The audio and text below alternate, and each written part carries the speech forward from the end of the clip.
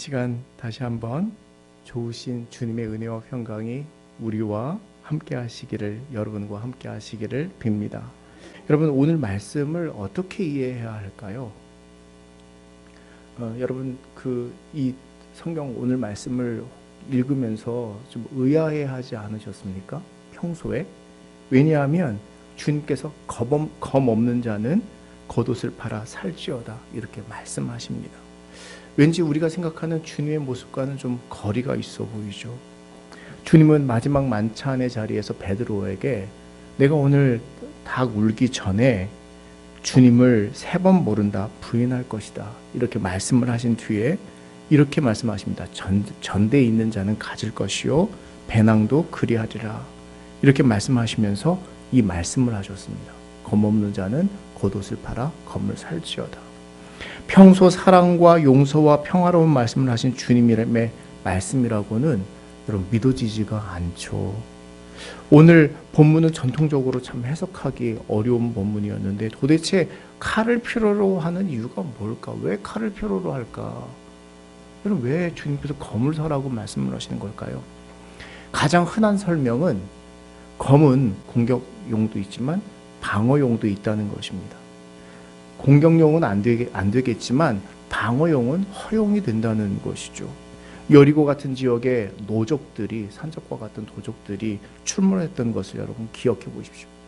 이럴 때 어쩔 수 없이 자기와 재산을 보호하기 위해서 칼을 가질 수밖에 없다는 것이죠.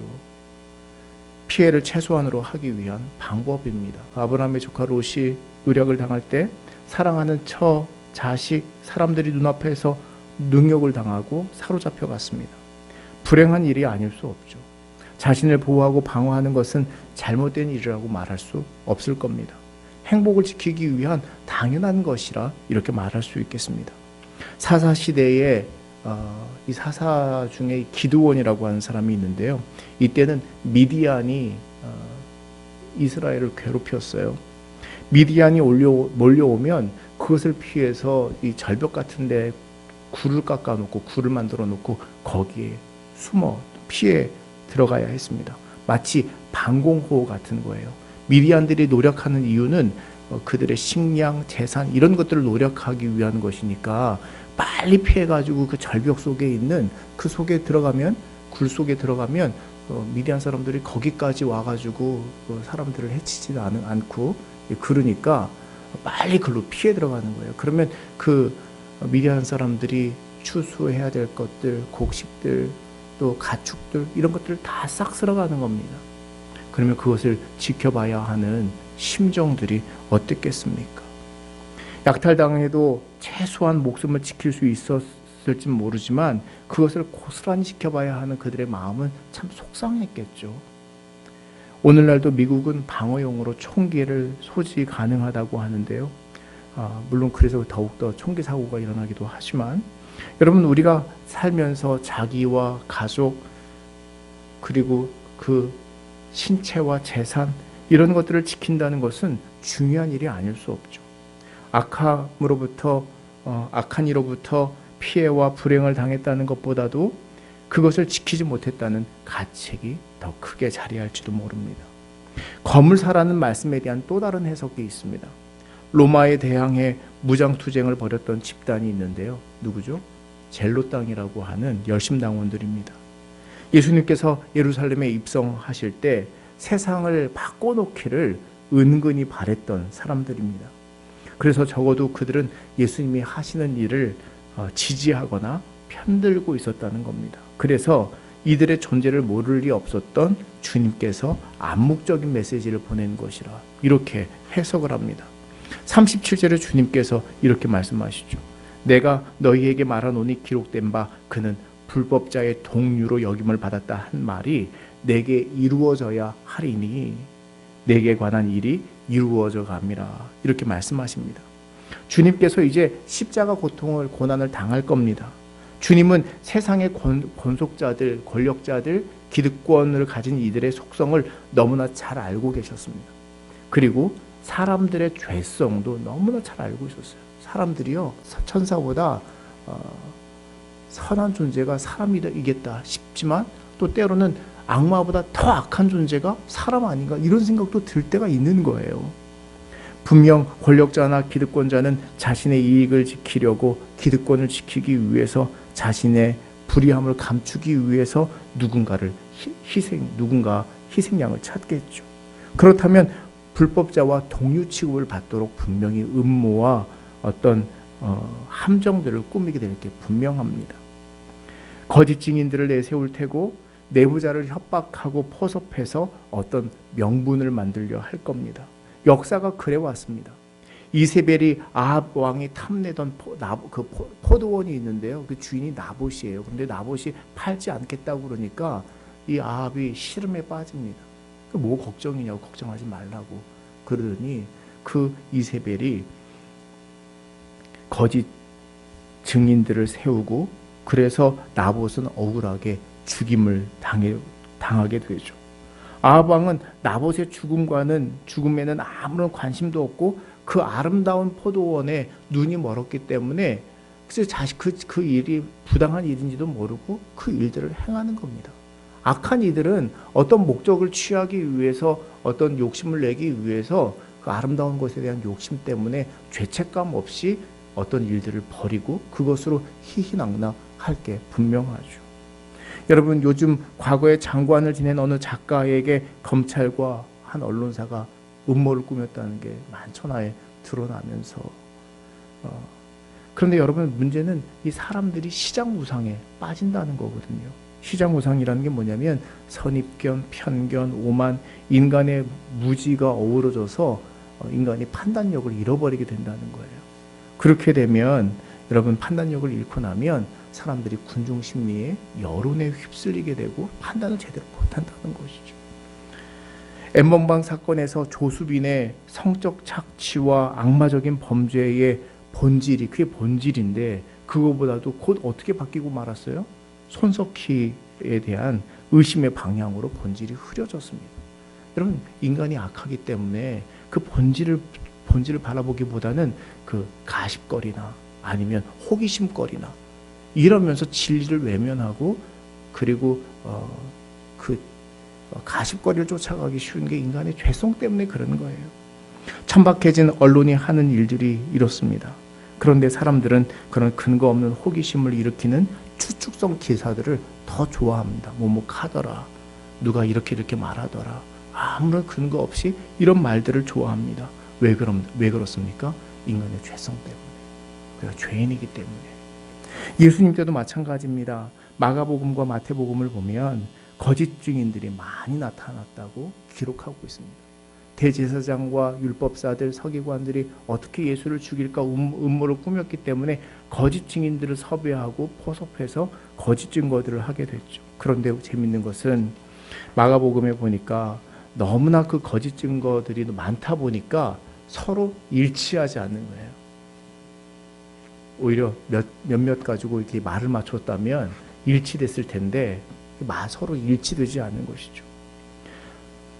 빌라도는 아무런 혐의를 찾지 못했고 설령 조금 있다고 하더라도 죽일 만한 죄는 아니니 채찍질을 해서 놓아주라고 이렇게 말했습니다. 그런데 사람들의 시선이 어떻게 바뀌고 맙니까? 바라바를 놔줄까 예수를 놓아줄까 이렇게 결정하라고 했을 때 본질은 예수를 놔주는 것이 맞는데 바라바를 놔주라고 사람들은 소리치기 시작했고 결국은 예수님께서 십자가에 못 박히셨습니다. 사건의 본질이 왜곡되고 예수님을 죽일 방도를 찾던 대제사장과 서기관들의 흉계대로 그렇게 됐습니다. 37절 말씀을 보면 주님은 죄악된 세상을 너무나도 명확하게 바라보고 계셨죠. 그래서 요한복음이 뭐라고 증거합니까? 빛이 어둠에 비치되 어둠이 깨닫지 못하였고 각 사람에게 비치는 참 빛을 백성이 영접하지 아니하였다. 이렇게 증거합니다. 아무튼 이미 제자들은 방어용이겠습니다만 칼을 가지고 있었습니다. 검을 가지라는 말을 이렇게 해석하는 것이죠. 예수님께서 십자가 처형을 당하고 나면 제자들은 분명히 잔당으로 취급을 받아서 그 잔당 소탕할 때 붙잡히게 될 테고 이때 자기를 방어하고 보호하고 자신의 신변을 지키기 위해서 칼을 가져야 되는 거 아닌가. 이렇게 해석을 하는 겁니다. 그렇게 본다면 열심당원들은 또 그 이후에 그 제자들의 방패가 되어 주리라고 하는 은근한 기대가 있었던 것 아닌가, 이렇게 해석을 하는 것이죠. 여러분 어떻게 생각합니까? 여러분 우리가 말하지 않아도 이런 해석들이 억지라고 하는 것을 잘 알 수 있습니다. 검없는 자는 겉옷을 팔지어다 이렇게 말씀을 하셨는데 여전히 방어용으로 허용된다는 말이 이해가 되지 않습니다. 왜냐하면 주님이 잡히실 때 베드로가 칼을 뽑아서 대제사장의 종의 귀를 쳤거든요. 정당 방어 아니에요. 방어용으로 칼을 썼던 거 아니에요. 그런데 주님께서 뭐라고 말씀하십니까? 베드로의 의협심을 보여주는 대목인데 베드로가 결코 나는 주님을 배반하지 않겠습니다, 이렇게 다짐했던 것처럼 의협심이 나타나는 대목이에요. 그러니까 이것은 어떻게 보면 칼을 뽑아서 방어했다고 하는 것이 그렇게 비난받거나 책망받을 일이 아님에도 불구하고 주님은 이것까지 참으라 말씀하십니다. 참으라. 다른 마태복음이나 마가복음서에서는 오히려 내 칼을 도로 칼집에 꽂으라 이렇게 말씀하십니다. 칼을 가지는 자는 다 칼로 망하느니라. 여러분 이렇게 보면 방어용도 허락되지 않은 것처럼 보이죠. 누군가는 휘둘러서 방어용이 아니라 가지고 있다는 것만으로도 방어적 효과가 있다 이렇게 말하는 사람도 있습니다. 경계적 혹은 소극적 방어라고 하는데요, 이게 갖고 있다는 것만으로도 방어가 된다는 거예요. 그래서 소극적 방어는 괜찮지만 적극적 방어는 안 된다 이런 논리입니다. 적극적 방어는 정말 그것을 칼을 뽑아서 쓰는 것, 이게 적극적 방어. 여러분 최고의 방어, 최대의 방어는 뭐라고 그래요? 최대의 방어는 공격이라고 하잖아요. 제자들이 주님의 말씀을 듣고 말합니다. 보소서, 주님 보십시오, 여기 검이 둘이 있나이다. 그러니까 주님께서 족하다 이렇게 말씀하시거든요. 족하다, 왜 검이 둘이 있다고 그랬는데 그걸 족하다 말씀을 하실까? 영어로 말하면 enough입니다. enough. 여러분 소극적 방어로서 충분하다고 말씀하신 것으로 사람들이 이해를 하죠. 칼 두 자루면 족하다. 그런데 여러분 이 설명도 궁색해요. 왜냐하면 그렇다면 주님은 아예 십자가를 피하셨어야죠. 뭔가 방어하고 자기를 방어 본능 방어하는 데 사용하고, 그렇다면 그조차도 방어하지조차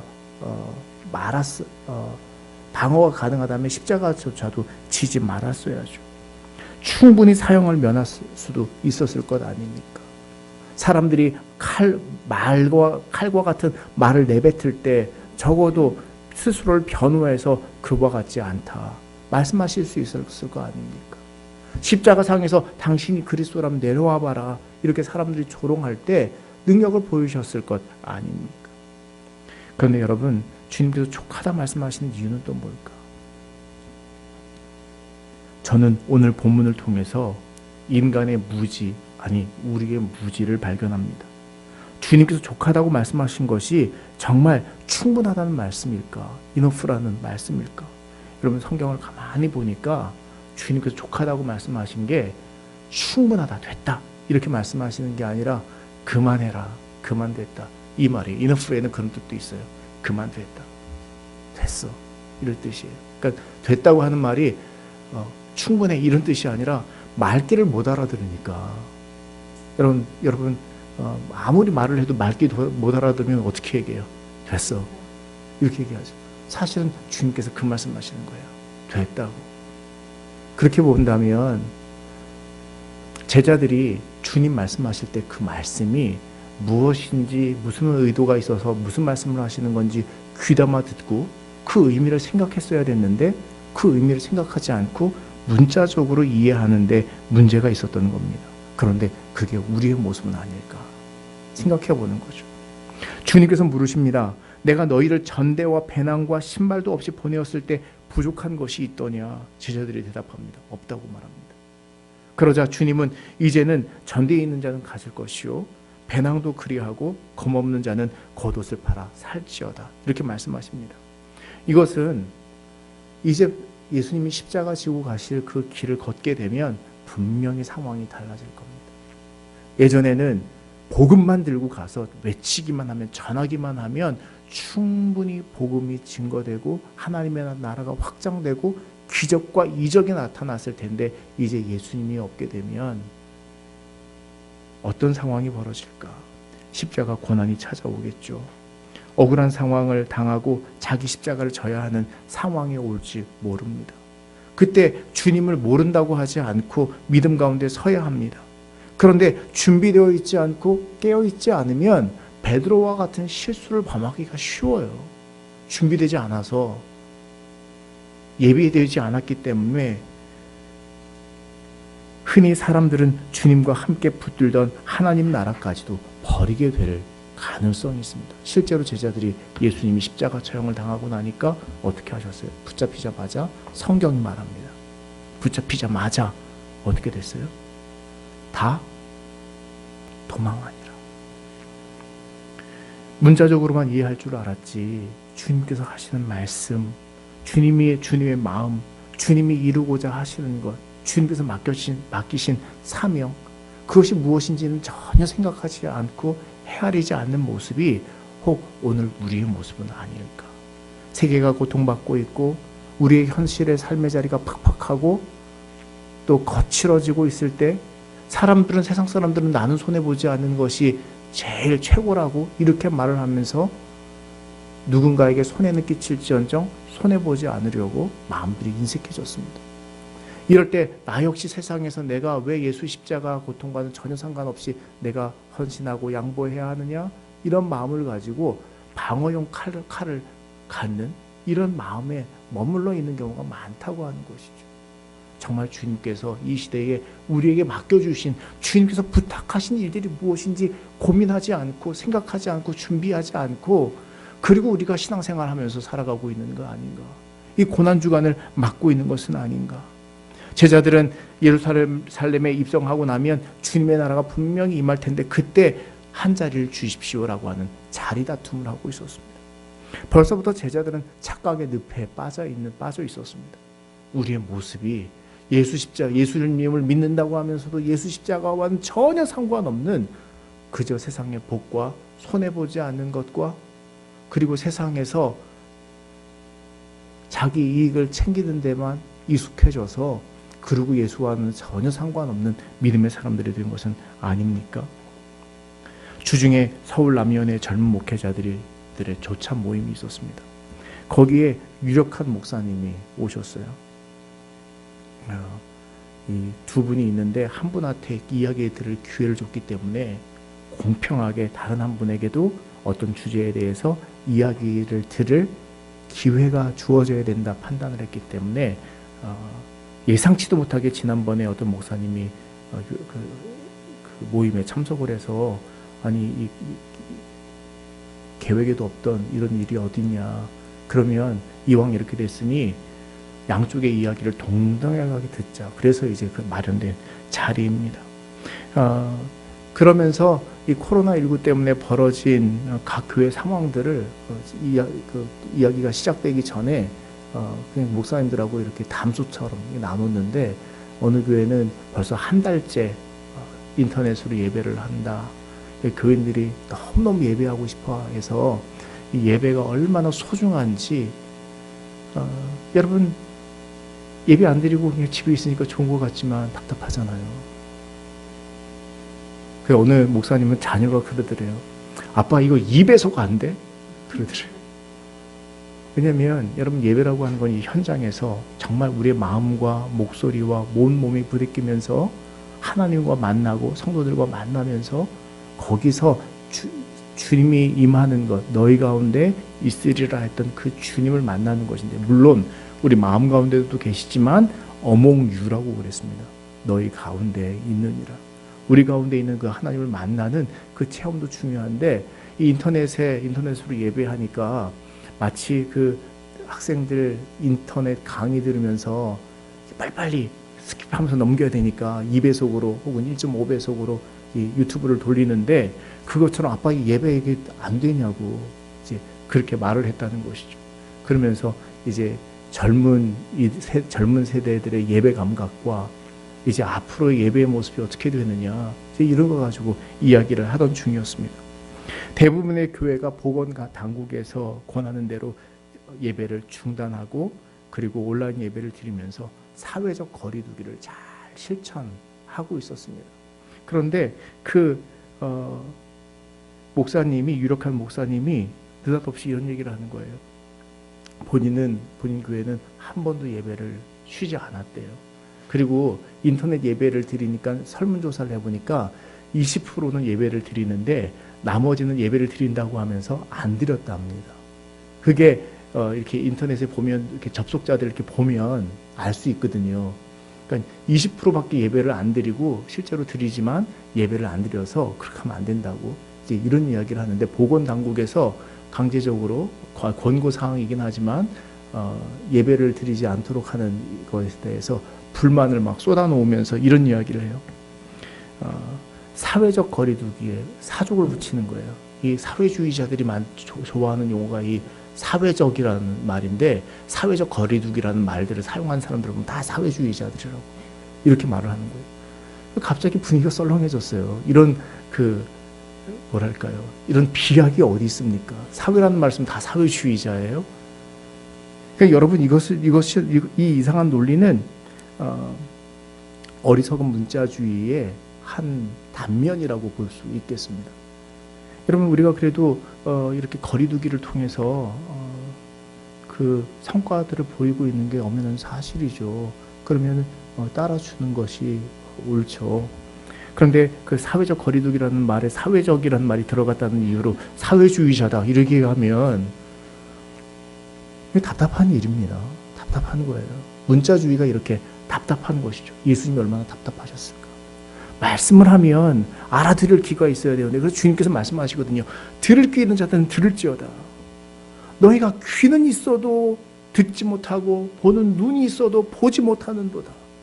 주님이 얼마나 답답하셨을까. 이제 십자가 앞에서 제자들이 감당해야 될, 부탁할 삶의 몫과 사명이 있는데 여전히 듣지 못하고 있습니다. 여전히 깨닫지 못하고 있습니다. 그리고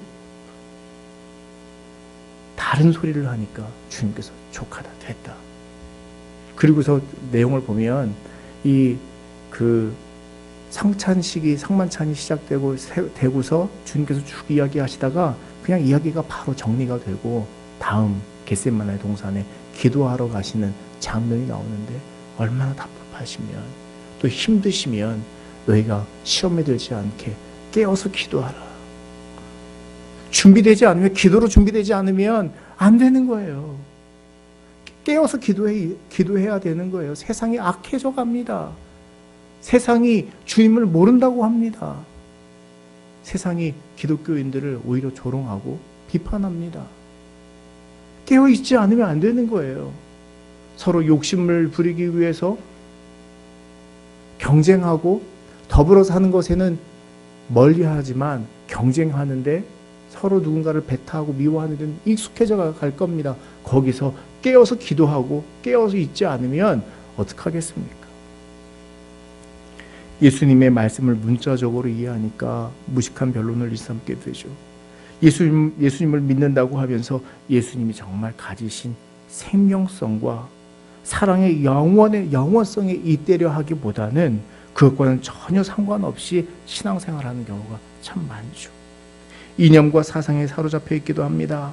세상이 강요하고 부과한 가치관을 가지고 살면서 헌신, 섬김, 나눔, 예전에 우리가 그렇게 소중하게 붙들었던 것들이 이제는 아무 소용이 없습니다. 헌신, 섬김, 나눔, 봉사. 그런데 그게 아니라 우리 것만 중요한 거예요. 나만 아니면 되는 거예요. 이런 세상이 돼버렸어요. 어떻게 하면 이슈거리가 없는지, 그리고 그 자극적인 이슈거리에 춤추게 되는 그런 일들을 맡게 되었습니다. 왜냐하면 악해졌기 때문에 피리를 불어도 소고를 쳐도 춤을 춰도 반응하지 않은 시대가 됐으니까 더 자극적인 것을 가지고 반응을 일으킬 수밖에 없게 되니까 세상이 더 팍팍해져 가는 것이죠. 교회에서는 헌신과 봉사를 잘 하는데 실상 주님께서 우리에게 보여주신 사랑과 거리가 멀 때는 얼마나 많습니까? 교회 안에서는 봉사도 잘해요. 교회를 열심히 해요. 근데 삶의 자리에 나가서 이웃들에게 양보하고 헌신하는데, 보다 베풀고 봉사하는 데는 인색해진 우리의 모습을 가지고 있다는 말이죠. 그런데 주님께서 베드로에게 하신 말씀이 있습니다. 사탄이 너를 밀가부르듯 하려고 요구하였으나 그러나 내가 너를 위하여 내 믿음이 떨어지지 않기 위하여 기도하였노니 너는 돌이킨 후에 내 형제를 굳게 하라 말씀하십니다. 여러분, 주님께서 공생애 중에 전대나 배낭이 없어도 몸만 가서 복음을 증거하고 예수님의 이름이면 능력이 나타나던 때가 있었습니다. 사탄이 번개처럼 떨어지고 귀신들이 항복하는 역사가 일어났습니다.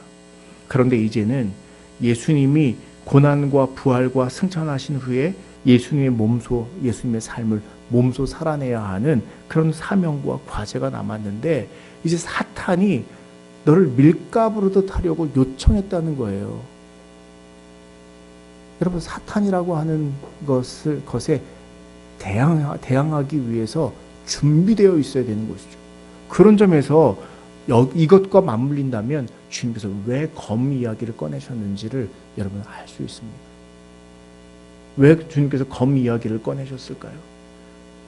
이전에는 사탄이 굴복하던 시대인데 이제는 사탄이 활동하기 시작되면 전대나 배낭과 검으로 준비되지 않으면 사탄이 우는 사자와 같이 집어삼킬 자를 두루 찾아다니는 악한 시대에 세상이 우리의 신앙과 우리의 믿음과 우리의 모든 영혼까지도 집어삼킬지도 모르는 그 사탄의 세상에 있다면, 여러분, 이 세상이 그런 세상 아닙니까? 서로가 경쟁하게 만들고 서로가 서로를 미워하게 만들고, 그래서 누군가를 탈락시키게 만들고 소외시키고 그래야만 자기가 성공하는 이런 세상 아닙니까? 여기에서 영적으로 무장하지 않으면 예수와는 전혀 상관없는, 하나님 나라와는 전혀 상관없는 그냥 예전 모습으로 돌아갈 것이 뻔할 것 아닙니까? 그러기에 주님이 우리에게 하신 말씀, 검을 살지어다, 이 말씀은 그 사탄이 굴복하던 때와 이제 사탄이 활동하던 그런 때, 이것을 생각하면서 읽어야 하는 대목이시죠. 욥기가 생각나죠. 욥기에 사탄이 와서 욥을 참소하면서 말합니다. 여러분, 이게 바로 밀가부르듯 하려고 베드로를 요구했다는 말과 뭐가 다릅니까? 이기심, 욕심, 미움, 불신, 교만이라는 사탄이 주님을 부인하도록 만들 때 내게 있는 것을 누군가와 나누고 누군가 설당을 잃은 이들에게 용기와 소망을 주고 예수님의 생명과 여전히 연결되도록 하는 일에 우리의 전대와 배낭을 사용하라는 주님의 말씀 아닙니까? 사탄이 좌우를 나누게 하고 이간하고 분열하도록 만들 때, 누군가를 혐오하게 만들고 누군가를 미워하도록 만들 때 사랑으로 하나가 되도록 하는 힘은 내게 준비된 것으로 섬기고 나누고 헌신할 때 가능한 일입니다. 검은 공격용과 방어용만 있는 게 아니죠. 여러분, 칼은 어떤 용도가 또 있어요? 치료할 때 쓰는 치료용이 있기도 하고요. 또 음식할 때 제일 고마운 칼이죠. 저는 아내가 토닥토닥 소리가 나면 그렇게 좋아요. 음식 만들 때 오늘 된장찌개 냄새가 참 좋다 그러면 이렇게 방에서 뭐 이렇게 보고 있다가 이렇게 냄새가 막 이렇게 오면 그렇게 좋아요. 여러분, 칼은 그런 용도도 있어요. 살림용도 있고 치료용도 있고 또 도구용도 있어요. 우리 칼이 없으면 뭐 자르거나 뭐 붙이거나 할 때 어려워요. 다양합니다. 어쩌면 검은 기독교인으로서 가져야 할 힘과 능력이라는 의미에 더 가까운 것이 아닐까. 영적인 능력을 가져야 합니다. 봉사의 능력을 가져야 합니다. 섬김의 능력을 가져야 합니다. 그리고 그 힘을 가져야 합니다. 겉옷을 팔아 사라는 말씀은 그것을 연습하고 키우고 노력해서 준비하라는 말씀이라 말할 수 있겠습니다. 오늘 주님께서 우리에게 요구하고 계신 것이 바로 이거예요. 우리의 힘과 우리의 정욕을 세상에 소비하거나 세상을 위해서 쓰는 것이 아니라 우리의 신앙을 벼르고 정말 주님의 이 길을 쫓아가기 위해서 예리하게 준비되어 있는데, 깨어 있는데 우리의 힘과 우리의 모든 것들을, 정욕들을 사용하라는 것이죠. 여러분, 이 겉옷이라는 말이 하마티온이라는 단어인데요, 야고보서 5장 2절에 이 단어가 이렇게 쓰이고 있습니다. 너희 재물은 썩었고 너희 옷은 좀먹었으며. 그러니까 여러분, 이 옷이라고 하는 게 어디에 등가 가치를 두고 대꾸해서 이야기하는 거예요? 재물과 대꾸를 이루고 있는 것이 이 옷인데, 자기의 기쁨과 자기 과시와 자기를 뽐내는 데 사용할 수도 있는 세상적인 것이라고 이 옷을 사용할 수 있겠습니다. 의미를 해석할 수 있겠습니다. 그렇게 보면 그것을 팔아 검을 사라는 것은 바울을 통한 성경 말씀이 기억이 나죠. 육신의 정욕과 악목의 정욕과 이생의 자랑을 버리라. 세상적인 정욕과 자랑을 소비하는데 자신을 바치는 것이 아니라, 여러분, 주님께서 주신 것으로, 세상에서 부어주신 것으로 그것을 세상에서 나의 기쁨과 나의 어떤 이익과 나를 위해서 쓰는 것이 아니라, 그리고 세상을 그대로 닮아가고 세상에 삼킨 바 되는 것이 아니라, 주님께서 그 맡겨주신 사명을 감당하기 위해 그것을 주님의 일을 하는데, 그 영적인 능력을 갖추고 주님께서 맡겨주신 사명을 감당할 수 있는 힘을 기르는데 사용하라는 것 아닙니까? 여러분, 우리에게 주님께서 주신 시간들이 있습니다. 그 시간들을 어떻게 사용하고 있습니까? 봉사하는 데 사용합니까? 하나님의 말씀을 사모하면서 그 말씀을 묵상하는 데 사용합니까? 하나님이 주신 물질이 있습니다. 어디에 사용합니까? 바울은 에베소에 보낸 편지에서 이런 권고를 하고 있습니다. 구원의 투구와 성령의 검, 곧 하나님의 말씀을 가지라. 검을 성령의 검, 곧 하나님의 말씀으로 이해하고 있습니다. 초대교회 믿음의 사람들도 여러분, 마가의 다락방에서 성령을 받은 뒤에 여러분 그 일들을 기억해 보십시오. 그들은 예수님이 십자가에 못 박혀 죽으신 뒤에 부활승천하시기까지, 그런데 마가의 다락방에 숨어서 그들은 두려움에 떨고 있었습니다. 세상에 힘겨워하고 고난에 힘겨워하면서 숨어있던 이들입니다. 그런데 성령을 받으니까 마치 칼을 받은 자처럼 담대해졌습니다. 용기를 냈습니다. 그리스도의 복음을 증거하기에 그들이 담대해져서 나아가서 그리스도의 복음을 전하고 하나님의 말씀을 전하고 그것을 이루기 위해 마음이 단련되었습니다. 여러분, 오늘 우리에게 그와 같은 은혜가 있기를 원합니다. 주님께서 성령의 은혜를 충만하게 해주셔서 나의 힘과 나의 정욕을 세상을 위해 쓰는 것이 아니라, 세상을 분열하고 가르는 데 쓰는 것이 아니라 정말 하나님 나라를 위해 쓰기로 결단하는 이들이 되기를 축원합니다. 제자들만이 아닙니다. 초대교회 교인들이 어떤 모습을 보였습니까? 자기 전대와 배낭을 가지고 자기 것을 가졌다는 거예요. 자기 전대와 배낭을 준비하라는 말은 자기 이익과 자기 유익을 위한 어떤 것을, 자기 밥그릇을 챙기라는 이야기가 아니라 자기 가진 소유물로 이웃들을 섬기고 봉사하고 나누는 데 쓰니까 초대교회가 하나님의 그 하나님의 사랑 안에서, 주님의 사랑 안에서 나누고 섬기고, 그러다 보니까 말씀이 흥왕해져 가고 부흥해 가고 성장해 가는 역사가 일어났습니다. 여러분, 사도행전, 누가가 썼던 사도행전 2장 말씀을 여러분 다시 한번 우리 봅시다. 사도행전 2장 말씀 보십시오. 사도행전 2장 43절에 보면, 43절, 사도행전 2장 43절 이하에 보면, 사람마다 두려워하는데 사도들로 말미암아 시작 기사와 표적이 많이 나타나니 믿는 사람이 다 함께 있어 모든 물건을 서로 통용하고 또 재산과 소유를 팔아 각 사람의 필요를 따라 나눠주며 날마다 마음을 같이하여 성전에 모이기를 힘쓰고 집에서 떡을 떼며 기쁨과 순전한 마음으로 음식을 먹고 하나님을 찬미하며 또 온 백성에게 칭송을 받으니 주께서 구원받은 사람을 날마다 더하게 하시니라. 아멘. 여러분, 어쩌면 제자들은 예수님께서 전대와 배낭과 칼을 준비하라고 한 말을 문자적으로 이해하지 못했지만, 문자적으로 이해해서 그 본 의미를 이해하지 못했는지도 모르지만, 누가가 이 사도행전을 통해서 다시 우리에게 재해석해서 들려주는 것은 전대와 배낭이 뭡니까? 나에게 가진 것, 그것으로 나누고, 내가 갖고 있는 것, 그것으로 섬기고, 내가 받은 말씀과 내가 받은 은혜대로 교제하고 누군가에게 복음을 증거하는데, 기쁨과 순전한 마음으로 같이 음식을 나눠 먹을 때 교회가 성장했습니다. 여러분, 거기서도 자기의 소유를 팔아, 이런 말이 나오죠. 자기의 겉옷을 팔아, 자기 것을 팔아.